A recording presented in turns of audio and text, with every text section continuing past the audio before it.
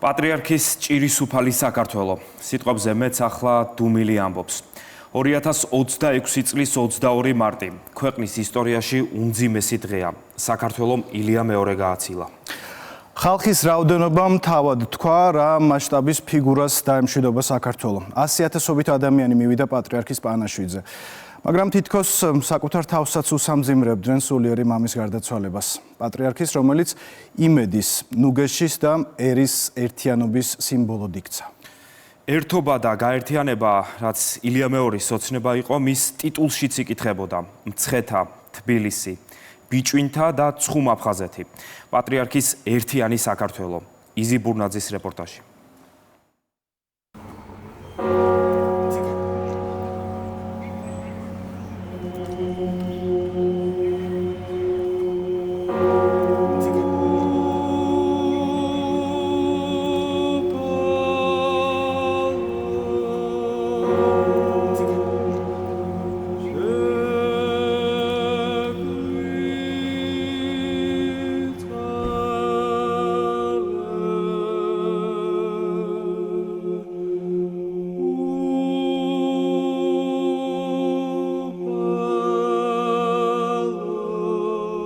Oriatas 26 წლის 22 მარტი.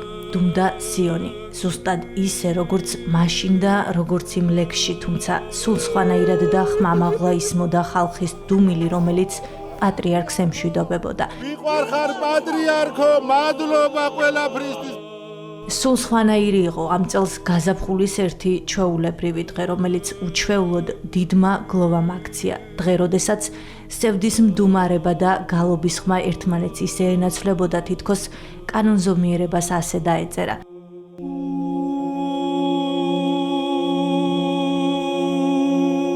და ალბათ კანონზომიერია ისიც, რომ იყო დიდი გზა, ბევრი გზა და იყო უკანასკნელი გზაც, რომელიც სიონის ტაძრამდე მივიდა. იქ, სადაც პატრიარქმა ილია მეორემ პირველი წირვა აღავლინა, მისი მარადიული განსასვენებელი გახდა. აღსრულდა მისი ნება, ყველაზე უხუცესი პატრიარქი იქ დაიკრძალა, სადაც თავად სურდა.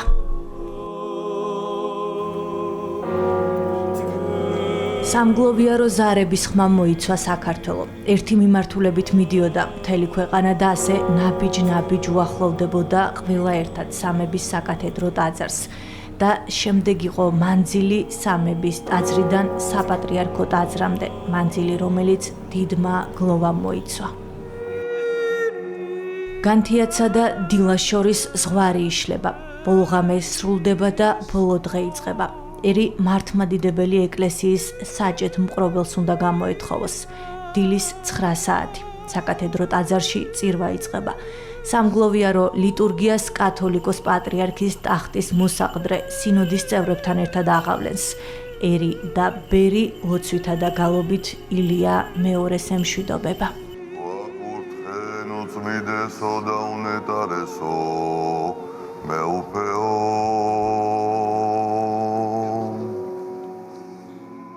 სამების საკათედრო ტაძარში 5 მართლმადიდებელი ავტოკეფალური ეკლესიის მეთაურია. დელეგაციას ვატიკანიდან გზავნის რომის პაპი. უწმინდესთან გამოთხოვება 1000-ობით ოფიციალურ თუ სასულიერო პირს სურს. საქართველოს პატრიარქთან გამოსამშვიდობებლად მსოფლიო პატრიარქი ჩამოდის და საქართველოს პატრიარქს თეთრი გვირგვინით ემშვიდობება, რომელიც სიწმინდეს განასახიერებს.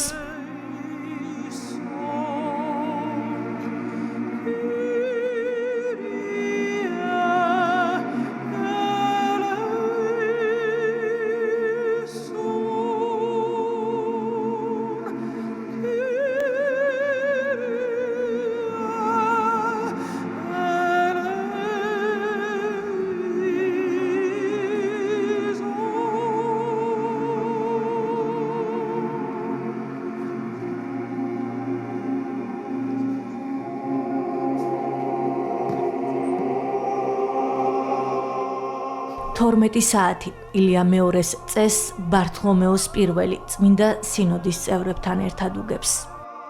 Sunt imsihintu che chimimenu dulusu Ilia Patriarcu.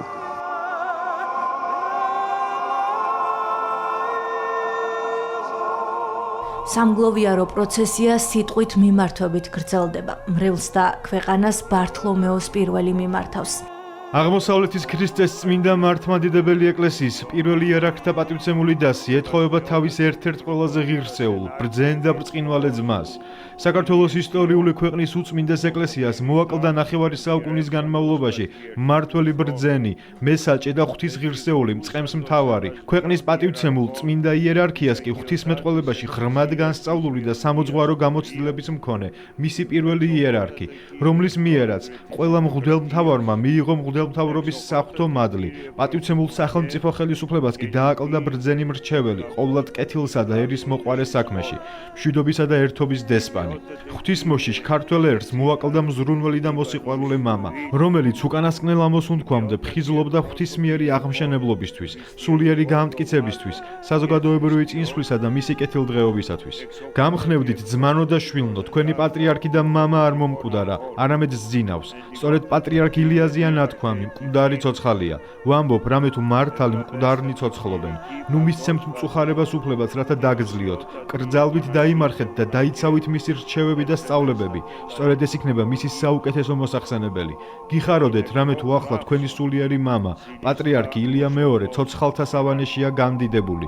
იმაზე უფრო მეტად ძლიერია, ვიდრე მაშინ, როდესაც იგი თქვენ შორის იყო. ამ მწუხარებაში სიხარულით სრულად შესაფერისია.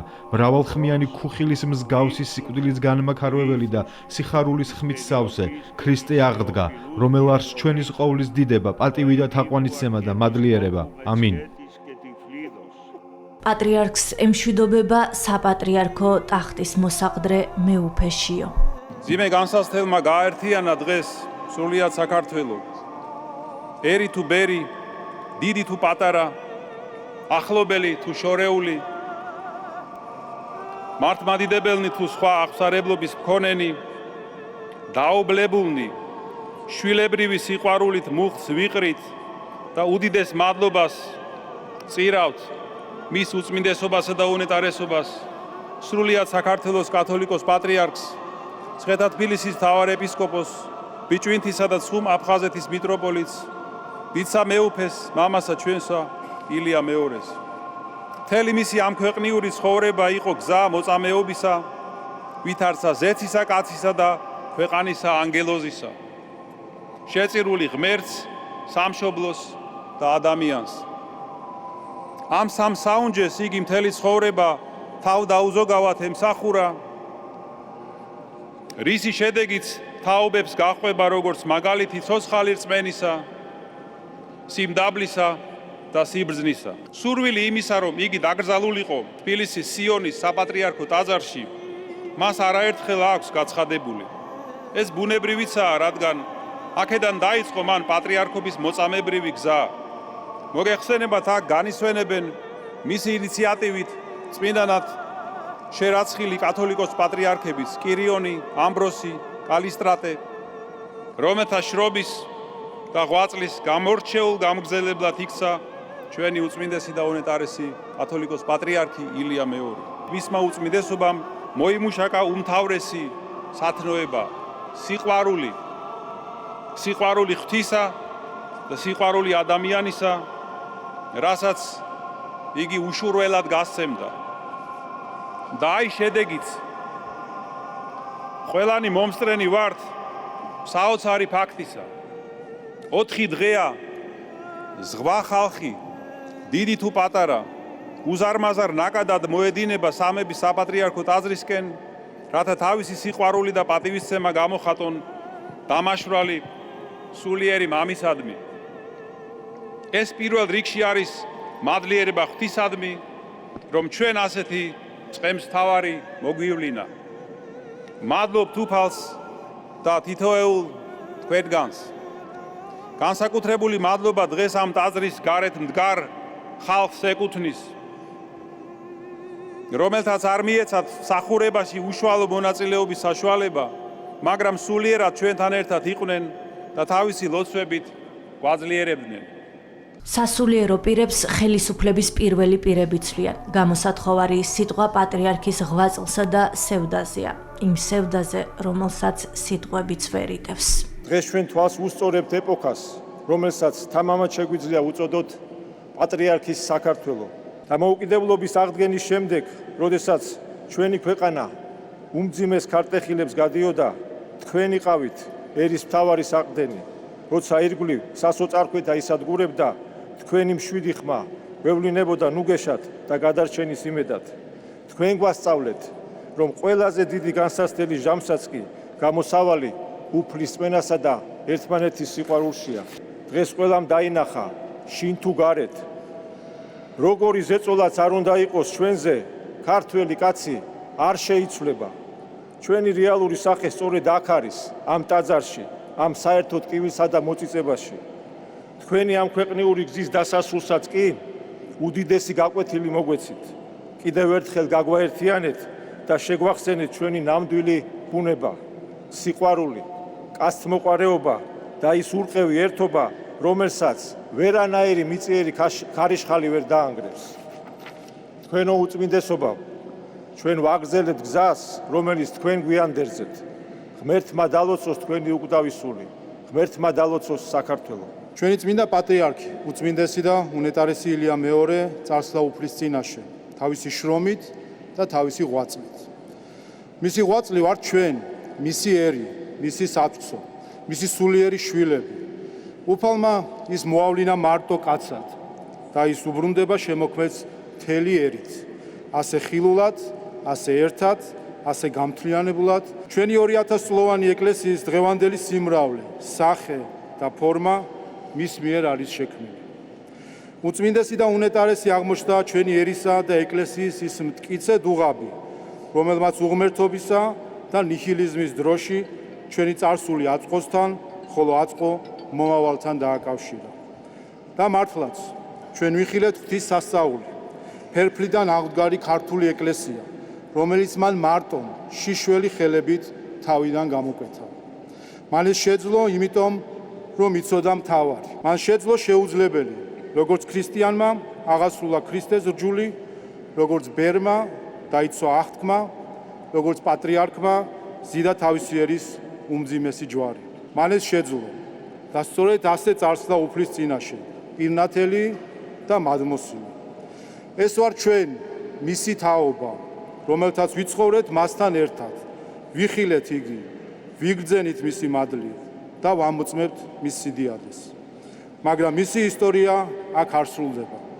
ჩვენ შემდეგ გზას ისევ მისი თაობა გააგრძელებს, მისი ნათლულების თაობა, ჩვენი შვილები, რომლებიც მის სახელს, მის კურთხევას და მის მადლს ატარებენ. ასე გასდო მან ხიდი დროთა შორის და შეადუღაბა ჩვენი ერი. დღევანდელი დღე არის უდიდესი ტკივილი სავსე თითოეული ჩვენგანისთვის. დღეს დასრულდა დიდი ეპოქა. მე მშვიდობები ჩვენს უსაყვარლეს პატრიარქს, სულიერ მამას, რომელმაც მთელი თავისი ცხოვრება სამშობლოსა და დედა ეკლესიის მსახურებას მიუძღვნა. ამასთან ერთად დღევანდელი დღე არის აღმატებულიც თითოეული მორწმუნე ქართველისთვის.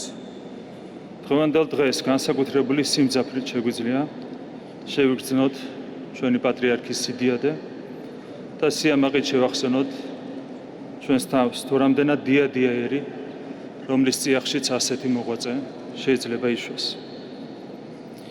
უწმინდესისა და უნეტარესის მოღვაწეობის პირველი წლები გასდევდა ქართული კულტურის ოქროს ხანას. იმ ეპოქის ქართველი მოღვაწეები ქმნიდნენ ახალშემოქმედებით საგანძურს, რითაც სამდიდრებდნენ ჩვენი ქვეყნისა და ხალხის სულიერებას. უწმინდესმა და უნეტარესმა ამ საქმეს ახალი განზომილება შესწინა და ის ქრისტიანული რწმენის გამტკიცებაში გარდასახა. გასული წლების განმავლობაში ზეციურ საქართველოში გადაინაცვლა მრავალმა მოღვაწემ, მთელმა თაობამ, რომელსაც ქართული კულტურის ოქროს ხანის შექმნაში გამორჩეული წვლილი მიუძღოდა. დღეს კი ვემშვიდობებით პატრიარქს, რომელმაც ჩვენი დედა ეკლესიის აღორძინების ოქროს ხანას ჩაუყარა საბრძოლო. ასეთ დროს პატრიარქთან გამოშვიდობებისას შეუძლებელია მთელი სიმძაფრით არ შევიგრძნოთ დიდი ქართველი პოეტის სიტყვები. წინაპართაგან წავიდა ყველა. და ამ დროს შეუძლებელი არ დაგეუფლოს დაობლების ძაფრი განცდა. ერთადერთი, რამაც ეს განცდა შეიძლება შეგიმსუბუქოს, არის რწმენა იმისა, რომ უწმინდესი ირჩება ჩვენთან ერთად და ზეციური საქართველოსთან ლოცვით გააძლიერებს ჩვენ სამშობლოს და ჩვენს დედა ეკლესიას. როდესაც ვფიქრობ პატრიარქზე და მის მოღვაწეობაზე, ახსენება კიდევ ერთი სიტყვები დიდი ქართველი პოეტის იმავე ლექსი. გაშალა ველი ელმანიამა და მელანდება მის წიაღში მოხუცი მამა სასხლავით ხელში დადის ვენახში. ჩვენს მეხსიერებაში სამუდამოდ დარჩება მოხუცი მამის ეს ხატება. ბევრჯერ გაგვახსენდება უწმინდესი და უნეტარესი ილია მეორე, როგორც მოხუცი მამა ულის მისთვის უძვირფასეს ვენახს, როგორ ევლება თავს დედა ეკლესიას, თავის სამშობლოს და თითოეულ სულიერ შვილს. მადლობა უწმინდეს და უნეტარეს ისი მოღვაწეობისთვის, ისი უდიდესი ღვაწლისთვის და განუზომელი სიყვარულისთვის. ღმერთმა დალოცოს უწმინდესი და უნეტარესი ილია მეორის სული, ღმერთმა დალოცოს და დაიფაროს ჩვენი დედა ეკლესია და ჩვენი სამშობლო. ნება მომეცით, რომ განსაკუთრებული პატივისცემით და მადლიერებით მივესალმო მართველი გუნდის საპატიო თავმჯდომარეს ბატონ ბიძინა ივანიშვილს. სრულიად საქართველოს მიცის იმის შესახებ, რომ კათოლიკოს პატრიარქის უწმინდესი უნეტარესის ილია მეორის უდიდესი სურვილი იყო, რომ საუკუნეთა და ათასწლეულთა გასაყარზე თბილისში აშენებულიყო საკათედრო ტაძარი, რომელიც იქნებოდა გამოხატულება მრავალსაუკუნოვანი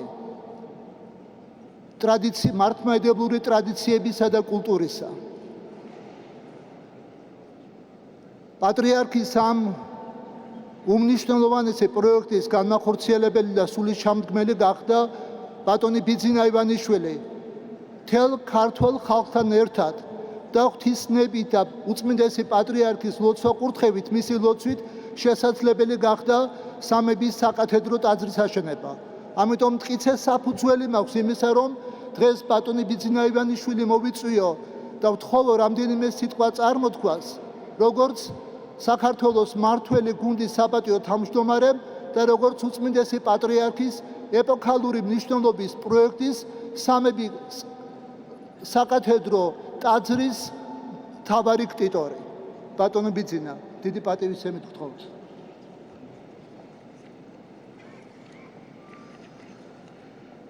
ადამიანის ცხოვრებაში იშვიათად დგება მწუხარებისა და ხელვარების ისეთი წამი, როგორიც ახლა ჩემთვის დგას. დღეს მთელი ერის წინაშე ვემშვიდობები ჩვენს სულიერ მამას. დღეს ყველა ქართველი მსგავსად გულით ვატარებ დიდ ტკივილსა და სიყვარულს, რომელიც ახსნას არ საჭიროებს, რადგან ის ყველა ჩვენთანისთვის საერთოა. დღეს ყველა დიდი თუ პატარა, დუმილითა თუ გამოთქმული სიტყვით ვცდილობთ პატივი მივაგოთ ადამიანს, რომელმაც თითოეული ჩვენგანის გულში წარუშლელი კვალი დატოვა. სრულიად საქართველოს ემშვიდობება უწმინდესსა და უნეტარეს საქართველოს კათოლიკოს პატრიარქს ილია მეორეს და ეს ჩვეულებრივ განშორებას არ გავს. არნახულად ღრმა, მზაფრი და ტკივნეულია, რადგან ეს განშორება საკუთარ თავში იტევს არა მხოლოდ გრძნობებსა და განცდებს, არამედ ეპოქას და დიდი სიყვარულის ისტორიას. ამბობენ, ადამიანი ორჯერ იბადება. პირველად ფიზიკურად, ხოლო მეორედ მაშინ, როცა ცხოვრების მიზანს შეიცნობს. თავად განსაჯეთ, რამდენად დიდი უნდა იყოს ადამიანი, რომ მისი მეორე დაბადება მხოლოდ პირად საზღვრებში კი არ მოექცეს, არამედ ქვეყნის ბედისწერას შეერწყას და ერისა და ბერის სულიერ გზას მის მომავალს დაუკავშირდეს. ჩვენი მრავალსაუკუნოვანი ისტორიის განმავლობაში ყველაზე რთულ დროს, როდესაც ჩვენი ქვეყანა ყოფნა არ ყოფნის ზღვარზე იდგა, უფლის განგებით თავათერმა წარმოშვა ადამიანები, რომლებიც კვერთხად ექმნენ მამულს დარღვეულს. თუ არა უფლის ნება, სხვაგანად როგორ აიხსნება, რომ ვართ ქვეყანა და ხალხი, რომელმაც საკუთარი წიაღიდან შვა ილია ჭავჭავაძე. ქართველი ერის მამა, რომელმაც მომაკვდავი ერი გააცოცხლა. თუ არა უფლისნება, სხვაგარად როგორ აიხსნება, რომ ვართ ქვეყანა და ხალხი, რომელმაც საკუთარი წეყიდან შვა ილია მეორე, საქართველოს სულიერი მამა, რომელმაც ქართული მართლმადიდებლური ეკლესია აღადგინა და ქართველი ხალხის სულიერი ერთიანობის სიმბოლოდ იქცა. ასეთი ადამიანები იშვიათად იბადებიან. ადამიანები, რომელთა სიდიადე საკუთარი ქვეყნის და ხალხისათვის თავგანწირვით განისაზღვრება. მათი მემკვიდრეობა კი უკვდავია, რადგან დიდი ადამიანები არსად მიდიან. ისინი ჩვენს გულებსა და მეხსიერებაში ცოცხლობენ და იცოცხლებენ მარად, მანამ სანამ მათი იდეალების ერთგულნი რჩებით. უწმინდესისა და უნეტარესის პატრიარქობის წლებში ქართული მართლმადიდებლური ეკლესია იქცა სივრცედ, სადაც ადამიანება კვლავ იპოვნეს ღმერთი. დაებრუნეს რწმენა, სიმშვიდე და ერთიანობის განცდა. კათოლიკოს პატრიარქის სიტყვა იქცა ნუგეშად მძიმე ჟამს, ხოლო მისი ლოცვა ჩვენი ერის ამ ქვეყნის თითოეული შვილის უხილავს საყრდენად და იმედად, რომ არა მხოლოდ გადავრჩებით, არამედ გავიმარჯვებთ. უწმინდესისა და უნეტარესის ცხოვრება არ ყოფილა მხოლოდ პირადი სულიერი არჩევანი, არამედ მისია, რომელმაც არაერთი თაობის სულიერი ორიენტირი განსაზღვრა. გზა, რომელიც ნახევარი საუკუნის განმავლობაში მთელ ერს აერთიანებდა მისი საქმისა და მსახურების ძვირფასი ნაყოფი კი ჩვენს საერთო და მტკიცე საძირკვლად იქცა. ერის ცხოვრებაში დგება მომენტები, როდესაც საზოგადოებას, ხალხს დიდი განსაცდელი ან დიდი სიხარული აერთიანებს. დღეს ჩვენი ქვეყნის ცხოვრებაში სწორედ ასეთი მომენტი დგას. მილიონობით ქართველი მდუმარედ ხვდებით დიდ განსაცდელს და სწორედ ამ გამაყრუებელ მდუმარებაში, რომელიც ახლა ყველაზე ხმამაღლა ისმის, ამ ქვეყნის თითოეული შვილი მთელი სისავსით გრძნობს თუ რამდენად დიდია დანაკლისი, რომელსაც ტოვებთ. ამ სიჩუმეში ვემშვიდობებით ეპოქას, რომელსაც თქვენი სახელი ერქვა. დიდი ტკივილის მიუხედავად ბედნიერი ხალხი ვართ, რადგან წილად ხვდა პატივი ვიწოდებოდეთ უწმინდესის და უნეტარესის სრულიად საქართველოს პატრიარქის ილია მეორის სულიერ შვილებად. მოძღვრისა, რომელმაც როგორც მთელი სიცოცხლე გარდაცვალებას საკუთარი სამწყსოს, ქართველი ხალხის ერთ მუშტად შეკვრასა და გაერთიანებას მიუძღვნა. უწმინდესო და უნეტარესო, დიდი მადლობა სიკეთის, სიბრძნისა და სიყვარულისთვის. ახლაც, როგორც მაშინ, ეპოქა გათავდა დიდი.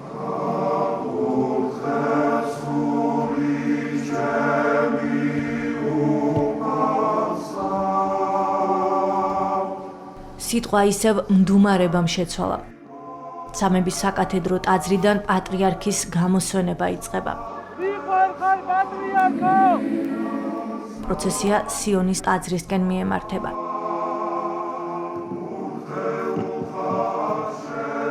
თბილისის ქუჩებში უჩვეულო სევდის ხმაურია და ასე მდუმარედ. ყვავილებით, ცრემლით, მხედრობისა და დროშების რიგში ყველა ერთად ილია მეორეს უკანასკნელ გზაზე მიაცილებს.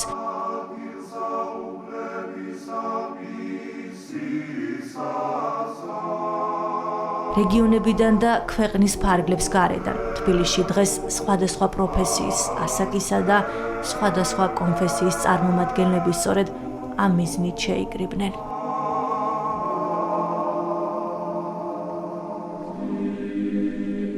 ექვსდღიანი გლოვა, სამების საკათედრო ტაძარი და ხალხის ზღვა, რომელსაც ვერც ტაძრის ეზო იტევდა და ვერც ქუჩები.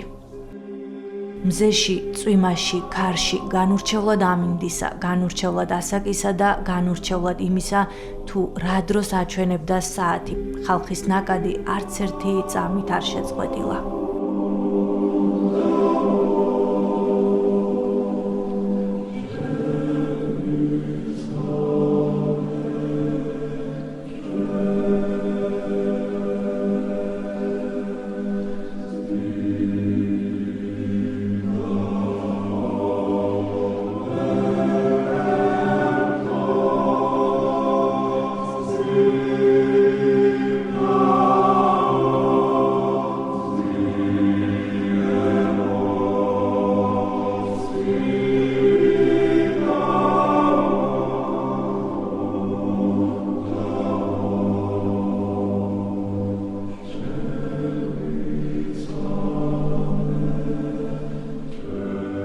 წლების წინ პატარა ირაკლიდან დიდ ილიამდე ალბათ ვერც კი წარმოიდგენდა, რომ გავიდოდა დრო და ჭადრების რიგში გახვეული ქუჩები მისი სიყვარულით სავსე ხალხის ტალღებს ვეღარ დაიტევდა.